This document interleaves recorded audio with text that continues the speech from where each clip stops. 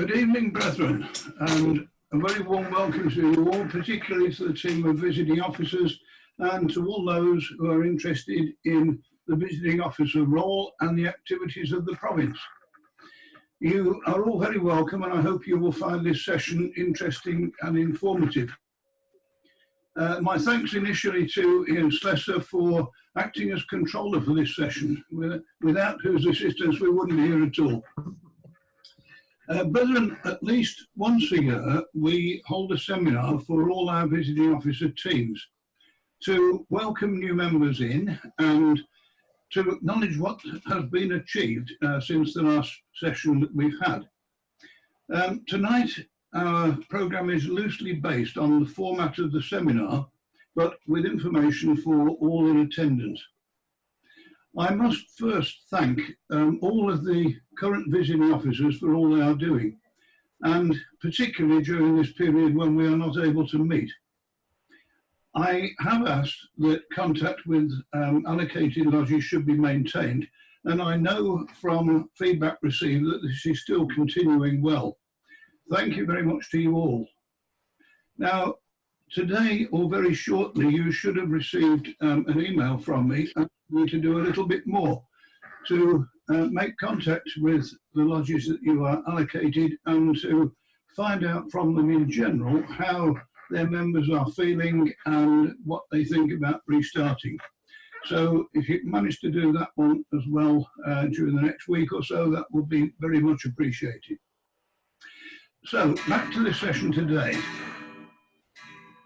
We have 5 parts of the programme, which will largely be explained by the visiting officer group chairman, who are those primarily who keep me updated with VO appointments that need to be renewed or when replacements are required and any issues that need to be addressed. Incidentally, we choose our visiting officers from members with provincial grand rank, either former acting or past ranks, who have a good experience of Freemasonry in general around the province and who are keen to progress further. So the sections that we're going to cover tonight are scheme structure, which will be covered by Steve Townsend, visit strategy, covered by Keith Reynolds, reporting to be covered by John Handley, and visiting officer behaviour. That's an interesting one, and that'll be covered by Tony Cheeseman. Finally, Toast 5 response, which I will pick up. So, brethren, this session should last for about 30 minutes, when we will have a feedback session which is open to all for feedback and comments. So now over to Steve Townsend for scheme structure. Well, thank you, Assistant Provincial Grand Master, and good evening, brethren, and thank you for joining us. Information regarding the scheme structure. Some time ago, all communications between lodges and the province seemed lacking, with a few members having resigned and the province not aware until maybe it was too late. Those lodges needed a point of contact, a mason with the knowledge who could be called upon during a problem period if required to give support, advice, help and some guidance. The visiting officer scheme was set up to be the conduit that holds the communication between all lodges and our province. Warwickshire is very fortunate in having a team of masons who have the special responsibility in an attempt to help their allocated lodges. Unfortunately, prior to our present updated scheme, the response from the province when lodges needed help was too little or too late. And with this in mind, the Provincial Grand Master wished to change from the old system. The existing scheme consists through the guidance of Worship Brother John Haywood, Assistant Provincial Grand Master, 4 Group Chairmen, Worship Brother Keith Reynolds, Worship Brother Tony Cheeseman, Worship Brother John Handley, and myself, Worship Brother Steve Townsend. Each chairman looks after the health of 40 lodges with the support of 4 senior visiting officers. In the scheme, 15 in total throughout the group, who are senior Masons with the knowledge, experience regarding Masonic matters, and who has the responsibility for the early identification of lodge issues and the responsibility to address those issues with the group chairman, the province and/or the retention team. These senior visiting officers are fully responsible for approximately 10 lodges each, with 4 or 5 visiting officers allocated to each senior visiting officer. These visiting officers, 40 in total within the scheme, have the responsibility to report on the health of their lodges, to encourage lodges in the production of a 3-year plan, assisting the lodge in any way possible regarding Masonic matters, and keeping all lodge members well informed with the update from the province, including making all lodge members aware of the initiatives such as Let's Talk, the Provincial Grand Lodge Members Portal Pathway, and of course Solomon. Keeping engaged with the lodge mentors and almoners, or to give direction or a point of contact within the province. As an example, the Retention Committee, under the guidance of Very Worshipful Brother Chris Rogers, Deputy Provincial Grand Master, who, in most cases, would keep the matter personal to the member or overall to the lodge itself. The visiting officers are experienced Masons, experienced in actually doing what they're doing a lot better with a quicker response time.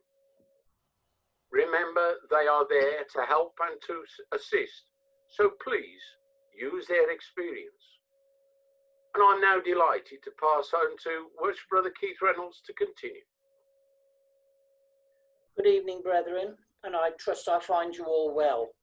I would just like to talk to you about the strategy set up for your visits. You are required to make at least 2 visits during the Masonic year. One of those is an official visit, where you will be representing the Provincial Grand Master. It is essential that you liaise closely with the Lodge Secretary on all matters when you're making your visits. On your official visit, you will accompany the Worshipful Master into the lodge room and take your seat on his immediate right. Should he be so kind as to offer you the gavel, you will politely refuse it. At the second rising, you will bid greetings on behalf of the Provincial Grand Master. You do that alone. You do not ask other provincial officers to join you. You may be asked to present a Grand Lodge certificate on your official visit, but that could be rather daunting if you don't have notice beforehand. So I'm quite sure that should that arise, the Lodge Secretary will notify you before the visit. One of the very important reasons, as I said earlier, for you to keep in close contact with the Lodge Secretary. At the festive board, you will sit on the immediate right of the Worshipful Master, as I'm quite sure you are aware. However, it may be the situation that you are attending when it's an initiation. And I have seen that the candidate, the initiate, would sit between the Worshipful Master and the visiting officer. And then on the other hand, I've seen the visiting officer sit next to the Worshipful Master with the initiate on his right. This will depend upon the lodge custom. So please keep in contact, as I've said earlier, regarding the Lodge Secretary. You're also encouraged to make as many unofficial visits as you can, a minimum of 1. But if you are enjoying yourself at these lodges, then I strongly suggest that you make as many as possible. You will be there as a regular visitor, no more, no less. And I would strongly suggest to you that you, when booking yourself in, that you liaise strongly with the lodge secretary and ask him to seat you with the brethren of the lodge, the younger brethren, not specifically in age, but in Masonic terms, as opposed to going to have a sit with your fellow provincial officers. Over the years, there has been many discussions as to whether or not you should actually visit a lodge when it's the initiation. I see no reason whatsoever why you should not. But as a matter of courtesy to the presiding officer, I would strongly suggest that you make contact with him, asking him if he has any objections to you attending. At the festive board, you're going to respond to toast number 5, and you have a maximum time of 5 minutes to do it. You should make sure that all of the notices sent out by the Provincial Grand Secretary have been received by the Lodge Secretary, and he in turn has sent them to all of the brethren. You will, of course, make reference to the ceremony that you have witnessed, but please try to avoid making reference to individuals, but just talk of the enjoyment that you've received by the lodge as a whole. Under no circumstances would I advise you to make any jokes of any sort whatsoever, because you can be sure that you will upset someone, and that is not particularly a good thing to do. Finally, on your toast, please make reference to the growing strength of the craft and the Holy Royal Arch, and the importance of being a member of the Holy Royal Arch. And that is all I have to say. And I now hand you over to Worshipful Brother John Handley. Fine, thank you, Keith, and hello everyone. I'm John Handley, for those that don't know me, and I look after the Group 4, where we have the various three senior visiting officers rather than the usual 4, because we only have 36 lodges to look after. But one of the things we've heard constantly is about this aspect of reports, that the visiting officer will report. I just want to give you some information on what do we cover in the report. What is in the report?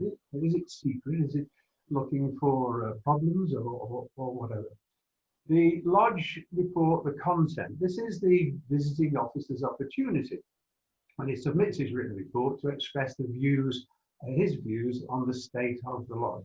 And it's looking at the health and vibrancy. We use this word, the health of the lodge, and it means lots of different things.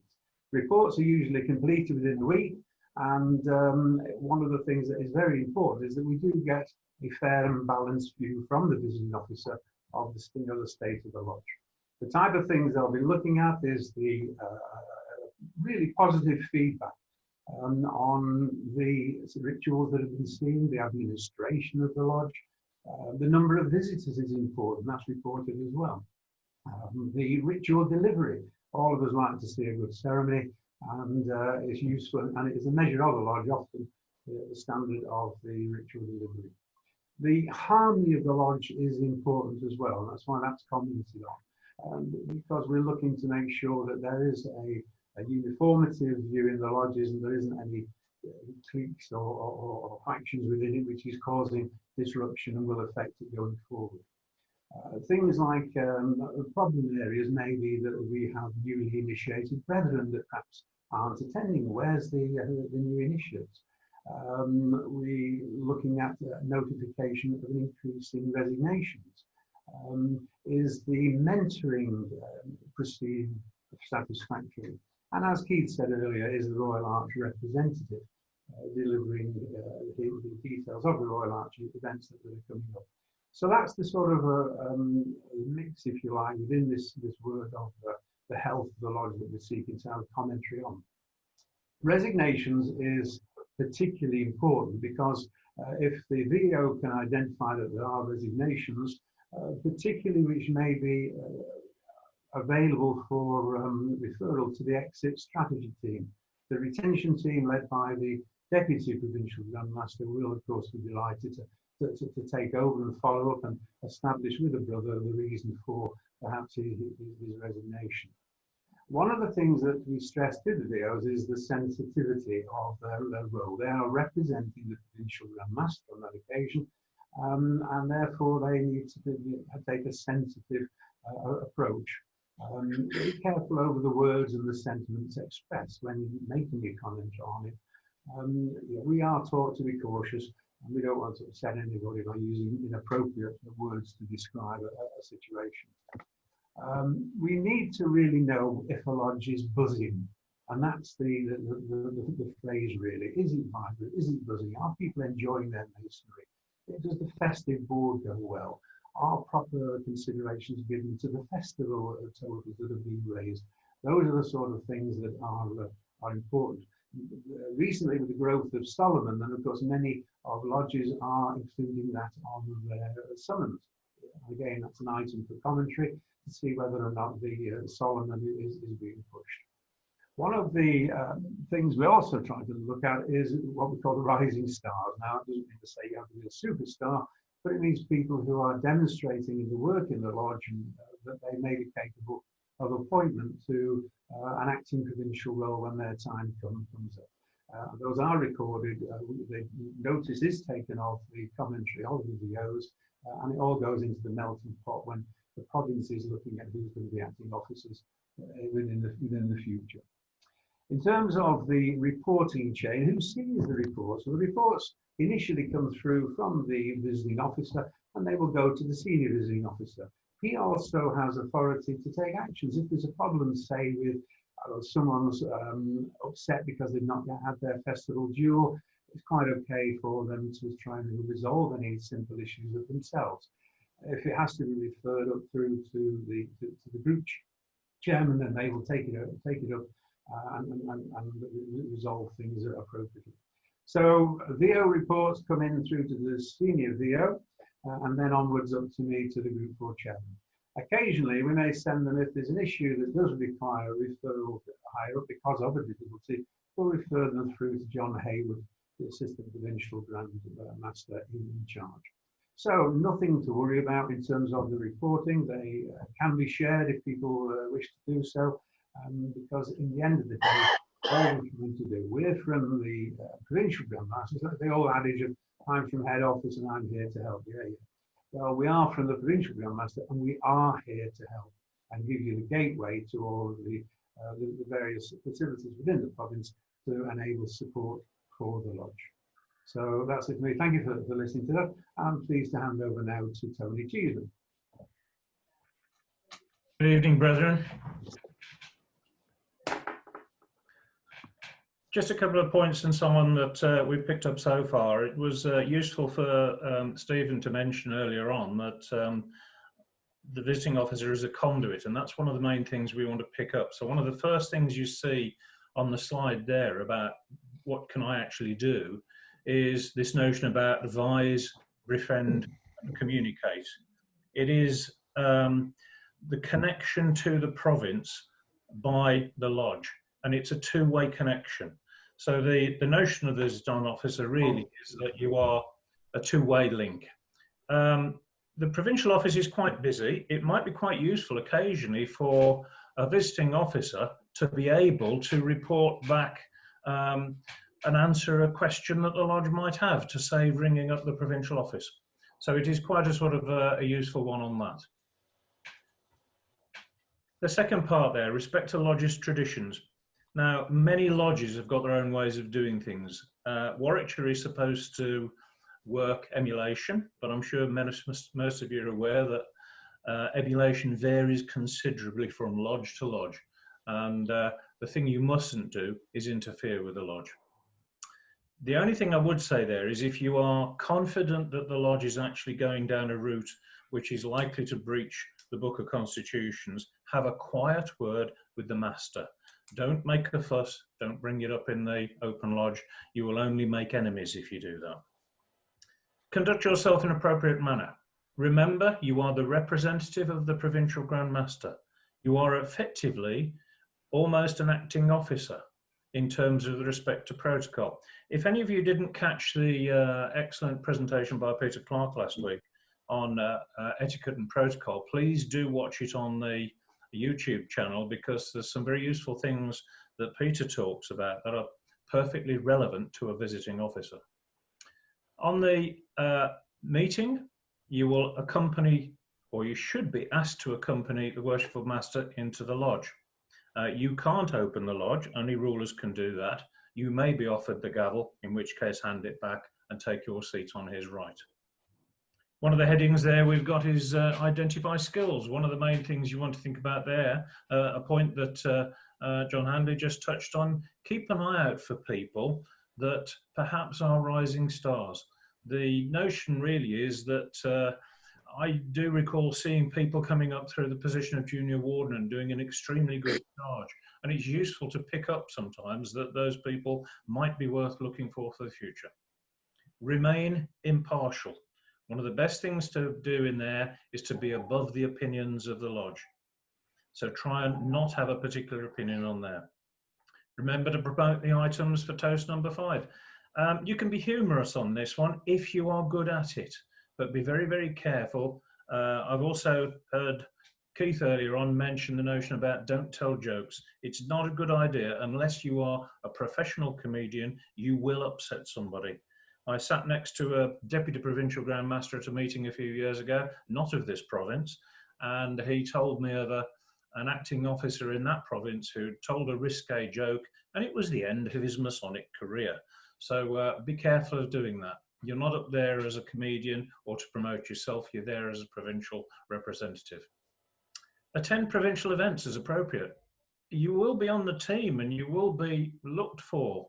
So if you can make yourself visible at many of these events, it can only do you positive good. Equally, if you're not there, it might be noticed. Now, there's a little comment at the bottom of that sheet saying lodge is receiving a VO. I see at the bottom of my screen, we've got 112 participants and there's only about 40 VOs. So many of the people tonight will be looking to see what happens when I get a VO. So if a visiting officer comes to your lodge, treat him as if you would treat the Provincial Grand Master. One exception, of course, is that the visiting officer won't have a Director of Ceremonies with him. So the Director of Ceremonies of the lodge needs to be prepared to step in on that day and act almost as if he was a provincial DC in terms of salutes and organising the column coming in with the Worshipful Master. So be careful of that. Make certain that if you know how to receive the visiting officer, it also gives the lodge a bit of a chance that on the nights that you don't have a rule of visiting, it gives the lodge a bit of a chance to go through the protocol. Now, what don't I do? There's a series of headings that I've got here about traps that visiting officers or anybody could fall into. And first one, of course, is don't interfere with the workings of a lodge. Lodges are private lodges. They do things their own way. I've seen a wonderful range of different workings of lodges in the province. Do not contradict them. Do not try and change them. It is their lodge. As I said, the only thing you might want to watch for is if you know it's going against the rules. Don't get involved with internal politics. There may be issues in the lodge. It may have been something before you got there. You might try to get drawn into discussions. I would advise you to back out of that and perhaps refer it back to your senior visiting officer. Don't be critical of the lodge. I heard a lovely one that Peter said last week about wear a smile. It's always a good idea to go in, to be happy. Don't criticise anything in the lodge. If you have a problem, you can report it back to your senior visiting officer, but generally try and be pleasant while you're in the lodge.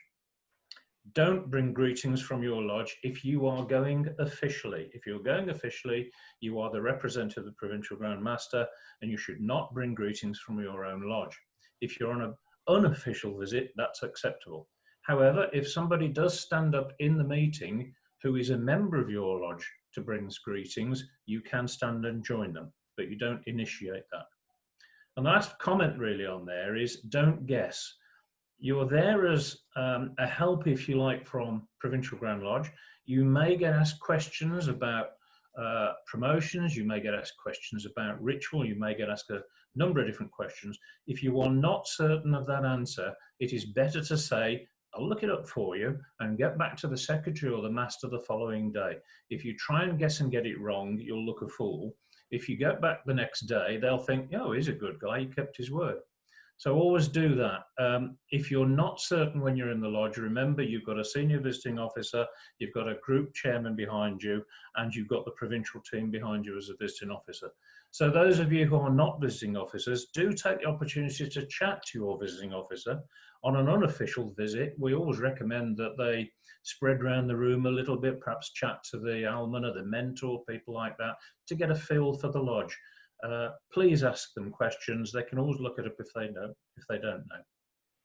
Okay, thank you. I'll hand back to John Hayward now. Thank you, Tony, and thank you also to Keith, Steve and John.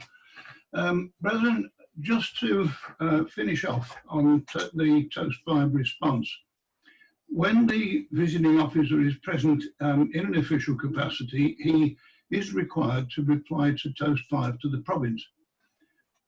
It's something that some new visiting officers find a little daunting, but there's really no need to. There may have been some personal comments made about him, which obviously he will respond to, but the main purpose is to give some information about provincial activities, sometimes known as parish notices. Now, the provincial executive team, headed by the PGM, periodically meets to discuss policy matters and new initiatives. And from that session, Toast 5 topics are agreed. They are likely to be dates and details of important provincial events, progress on the 2023 festival, and something which has already been covered by some other comments, communications and use of tools like the provincial website, members portal and Solomon, and anything else that is relevant at the time, usually 5 points at the most. From the summary that will be provided to visiting officers, think about what is actually relevant to the lodge that you are visiting on that night, so that if a lodge is well ahead with the festival, congratulate them and move on to other topics. If they're not doing so well, don't criticise them, whatever you do, but encourage them to think about how they can support the festival in ways that perhaps they haven't been doing up to now. Now, I think John Hamley mentioned this. Think carefully about how your words and what you say might affect the members, and look out for those dodgy jokes. They don't help. I think the final observation really is always offer help when it is needed, and be prepared to report back to a lodge if something has been raised that you don't know particularly on the night.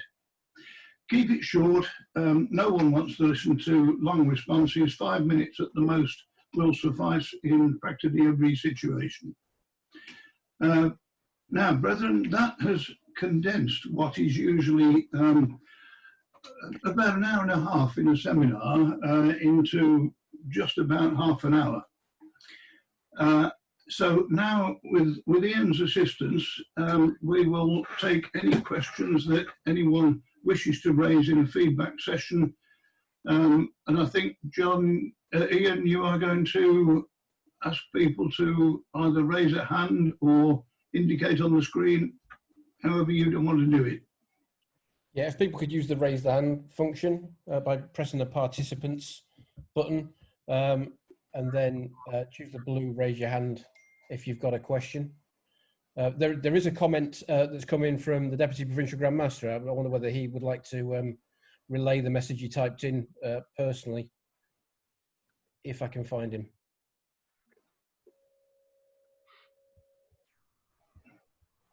Well, I'm doing that. If anybody wants to raise their hand, that would be good. Yes, thank you, and always keen to speak. What a wonderful presentation, and I think I can, excuse me, reiterate what the what the PGM said to me, and that was, well done, congratulations, and a super presentation. And to all the VOs that are actually listening tonight, keep it up.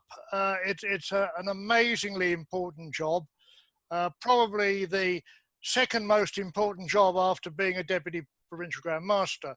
And but it has much more impact and much more influence because you chaps are actually talking directly to the lodges. One thing I would say, as well as offering the congratulations of the Provincial Grand Master, who I shall be talking to in about 3 minutes, as soon as I finish chatting to you chaps, I shall be off. Sorry, apologies. We have spent a long time making sure that visiting officers are not thought of as the policemen of the province. They are there to, as many of the group chairmen have said tonight, you are there to act as conduits between the lodges and the province itself. And the province takes that role of yours extraordinarily seriously. Otherwise, we wouldn't have been devoting so much effort to making sure you were not regarded as policemen, because most certainly that is not the role that you have within the province. It's an amazingly important role.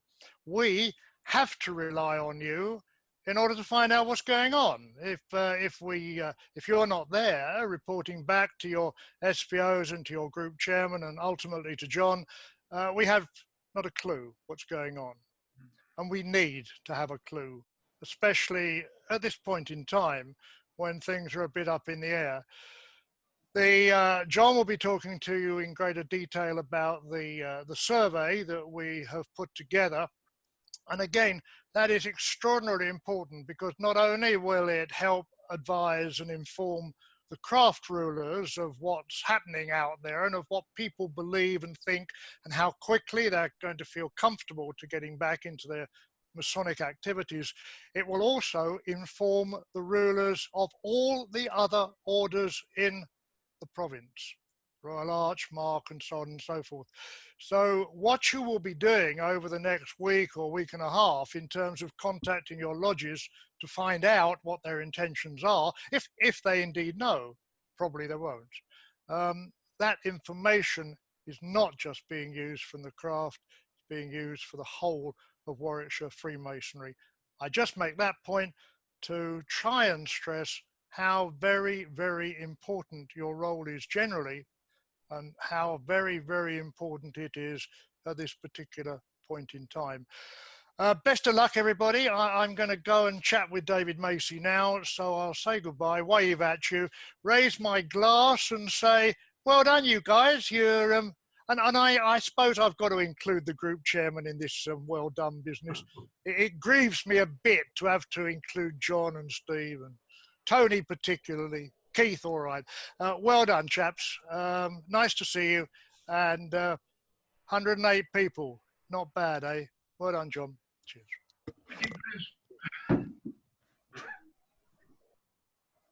I think they're all shy tonight, John. There's no other questions at the moment. I can see that. He's turned it off now. Well, it looks as though we've given everybody all the information they require. It does, doesn't it? Well, having said that, we've got our first question in. Terry Eastfields. Good evening, brethren. My question relates to something that you've referred to, each of the speakers have referred to, about doubtful jokes, etc. And the Deputy Provincial Grand Master has also made a slight reference to that in his few words. My question is to you, as a visiting officer, what is your reaction if you sense that a joke is being told that is unsuitable? It's very difficult to jump in on the spot, isn't it? I don't know that you can interfere when you're in that situation, because you'll embarrass everybody that's there. But you can certainly take action immediately after the event, can't you? Indeed. And yes. Believe me, it does get fed back. and there have been one or two occasions when we have had to take action. So it's difficult. That's all I would say, really, Terry. It's very difficult on the spot, but we do find out about it and we do deal with it. In my 38 years in masonry, I've only ever seen it once, and that was Stanley Lates, who some of you may remember, were at a festive board where he actually stopped the toast in its tracks. Now, Stanley would, wouldn't he? And it'd be a brave man just to carry on if Stanley says no. But that's the only incident I've ever known in a long time in Freemasonry. Terry, have you had any incidents of that happening? Yes, I have. On one occasion, before I was a representative, I was DCing the lodge at installation, and one of the toasts was proceeding, and I could see that it was not going to be favourable. And as quite an experienced DC at that time, I just stood up and asked the proposer of the toast to continue with the toast, and that was the end of the situation. However, the visiting officer, the representative of the Right Worshipful Provincial Grand Master on that evening, did inform me afterwards, if I had not have taken action, he would have withdrawn. So, so that's my answer to you, sir. And I've enjoyed the presentation this evening. In fact, I've enjoyed all the presentations. Good. Good. I'd like to say congratulations to Terry because he started the ball rolling. We've got a few questions coming in now. So I think Wade is next. If you can unmute yourself, Wade. Good evening. Thank you very much for this great presentations. Clearly, the visiting officer's role is very important, and I wondered if they get training or a lot of training and rehearsals for their role, like any provincial representative. Wade, nice to see you. Yeah, good to see you, John. We do certainly give all visiting officers or new visiting officers training. It comes mainly through the group chairman and the senior visiting officers, but we don't expect them to go out with no help to fulfill the role, certainly. Having said that, most of the members that we recruit are fairly experienced, so they do know what they're doing already, but yes, we put them on the right path before they go out. I don't know whether any of the group chairmen want to comment on what they do individually with new members that we recruit. Yes, as far as I'm concerned, in my group, if I know one of the VOs is in his last year or about to start his last year, then I find his replacement. So during his last year, he will have his replacement with him at all of his official and unofficial visits. That way, the new VO will get to know the lodge, the members of the lodges, etc. I find that to be a satisfactory handover. There's nothing worse than finishing your term and having your replacement go to the lodge not knowing anyone. And the good work that the previous VO has done could be suspended. Let me put it that way. Thank you very much. Help, Wade. Yes. I wasn't actually slow. I just didn't know which button to press to raise my hand. I think also, Wade, I think one of the things that we and all the brethren, when we're on our tours round to the various lodges, either as your own lodge or as a visitor, you may get somebody that does some work on the lodge room floor, and likewise you might get somebody that proposes or responds to a toast, and you assume the confidence that you can see the confidence that brother is putting out, and obviously in the back of your mind you log that away and think he'll make a real good visiting officer. He's got the confidence, he's got the good strong voice, and he goes on in your mind ready to propose him or put him forward as a visiting officer. Well, certainly all the visiting officers we've had at St Michael's in Coventry have been superb, very sensitive, very approachable. So we've been very happy with the appointments.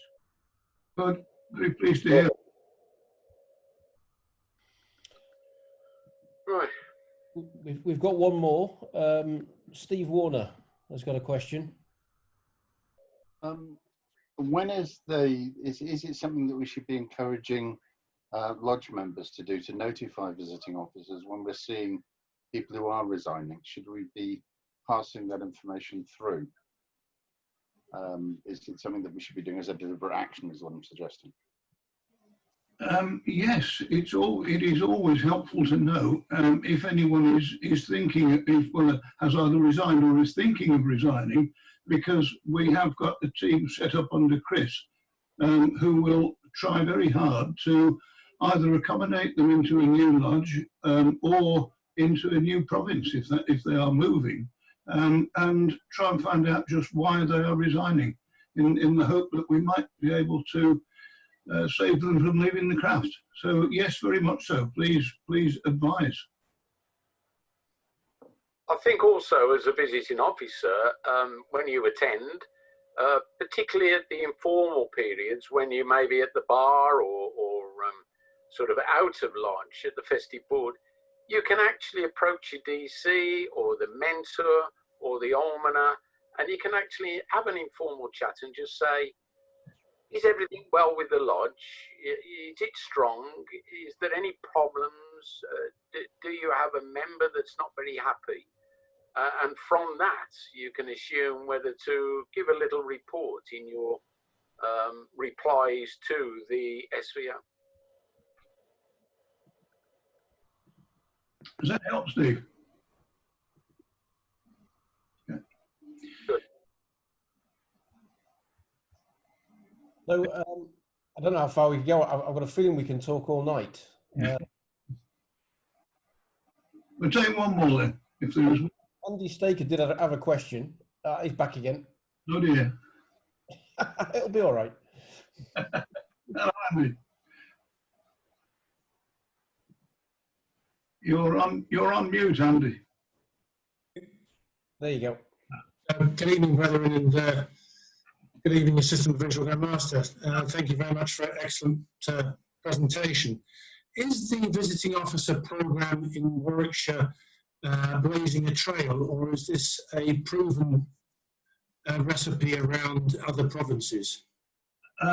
It is a model which was developed by Grand Lodge, which we adapted quite considerably about 3 years ago, which was when Chris Rogers was actually operating the scheme. I am not sure how many other provinces are doing it. I imagine that they all do it in slightly different ways, but they all have visiting officers who act in one form or another. Now, Tony is a member in Leicestershire as well, and I just wonder what your thoughts are as to whether Leicestershire do similar. Well, I was in Warwickshire and Worcestershire, actually, John, but I think the outcome from other provinces is quite similar. One thing I would say is that Warwickshire deliberately made our system softer. We didn't want to have the visiting officers going out as policemen, which in some provinces, and particularly in Met GL, they are quite strict. Worcestershire has been moving slightly towards our method of doing it. They are now having their what they call their provincial representatives staying on for a couple of years, and they're beginning to expand to do other lodges. It used to be in Worcestershire one representative for every lodge every year, so there was hardly any continuity. It was very difficult because I was a provincial rep in Worcestershire many years back, and it was quite difficult. So many provinces do it. There are variances between provinces. We deliberately chose a model that we know works, but we tried to put it in a way that was kinder, if you like, softer, rather than some of the strict versions that do exist around the country.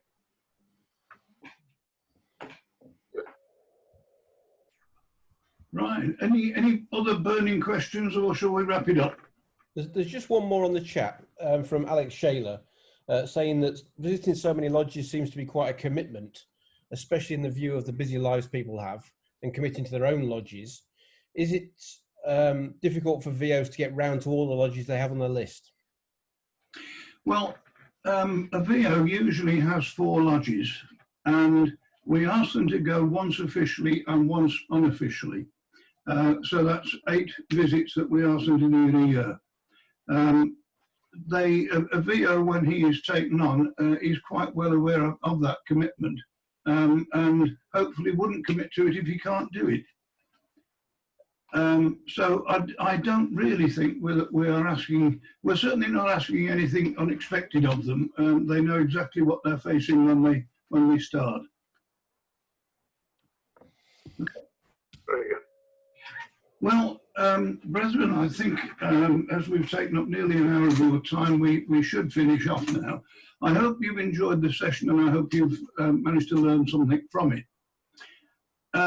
What I would say is, if there's anyone who has provincial rank and feels that he might like to be included as a visiting officer, send me an email and I will respond back to you. I can't promise when or even if an appointment will be made, but let me know and you will certainly be considered.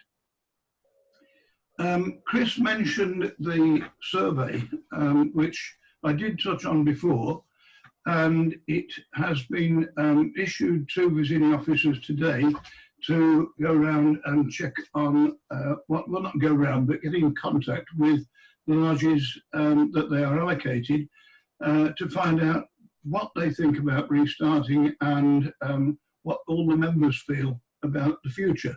So that will be handled within the next week, and the results will be fed back to the executive team.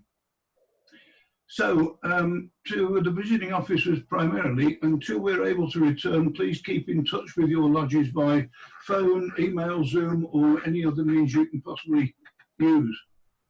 Continue to let them know that we are still here for them if they need our support.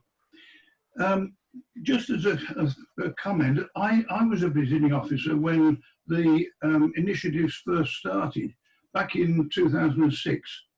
I thoroughly enjoyed it, and I'm still in touch with some of the lodges that I visited at that time.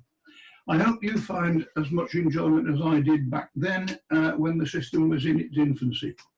So please keep doing what you are doing. It seems to be working very well.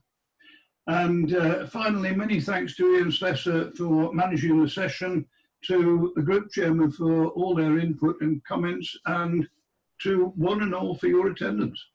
Thank you. And good night. Thank you, guys. Thank you.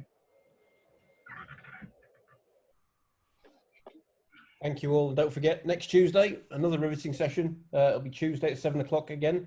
Details will come out on Friday. Thank you.